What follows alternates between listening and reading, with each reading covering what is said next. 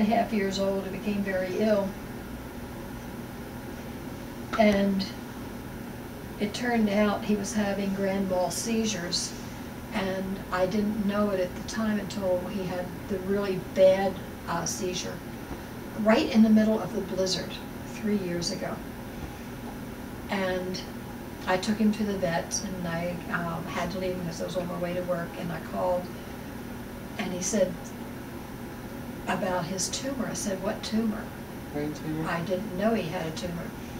And he said, "Well, his eye is bulging, the right eye is bulging."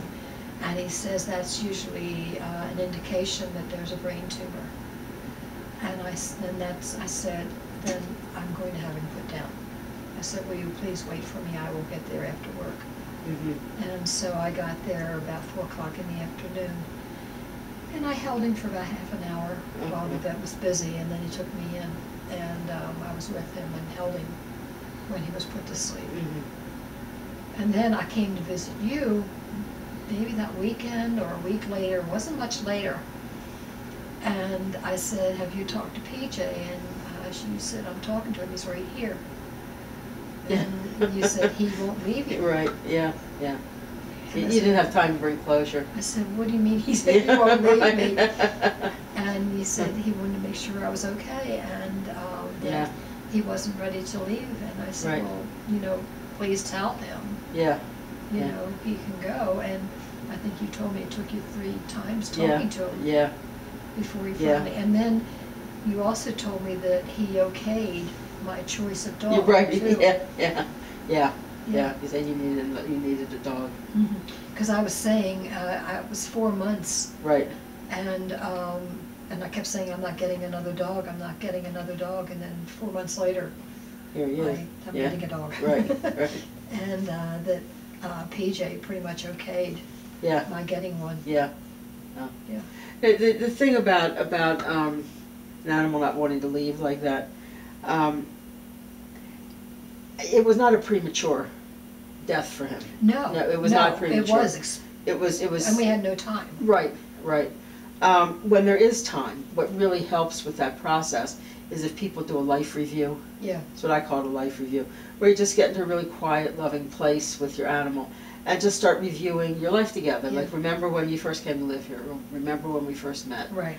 And that gives time to bring closure to it, and for both of you to say goodbye, and for everybody to be ready. Yeah. But in his case, it was so you were stopping his suffering. Yeah. Because he was having headaches. Oh, he had that night, the night that before I put him down, he had done nothing but run all over the house.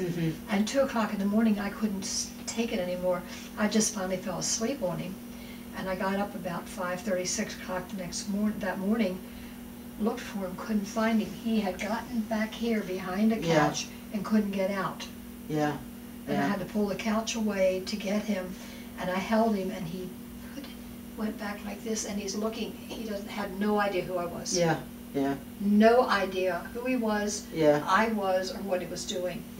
And it didn't change.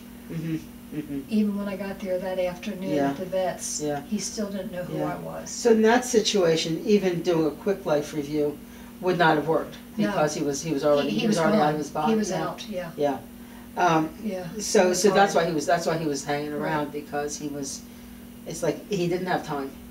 To come to terms with anything. Right. And their attitude toward death is so much different from ours. They know that they know what many of us struggle with. Right. They can come back anytime they want, in any form that they want.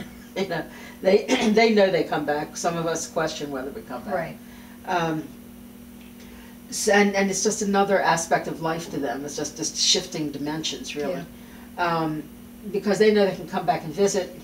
They can come back and they can do whatever they want. They can come back and visit. They can come back in another form. But it's like he hadn't brought closure yet for himself. To the whole thing. No. So he was. And I do remember that whole. It was some intense counseling. Oh yeah. to get him to know that you were okay, and to convince him that he could come back and visit. Because in that dimension. I don't know if he has or not. He has. Yeah, he's here right now. Is he? Yeah. Hi, PJ. Yeah, he's come back. He says, Okay. we're talking about him. Yeah. See, that's the other thing, is when you put out the call like that to Uh-huh. them, they have to respond. Yeah. They just do. It's like, it's almost like compelling. It's not, we're not commanding them, but they Right. feel a compelling call to reconnect Yeah. with us. When we call to them when they're in spirit. Yeah, well, PJ, you were a great one. And everybody loved you.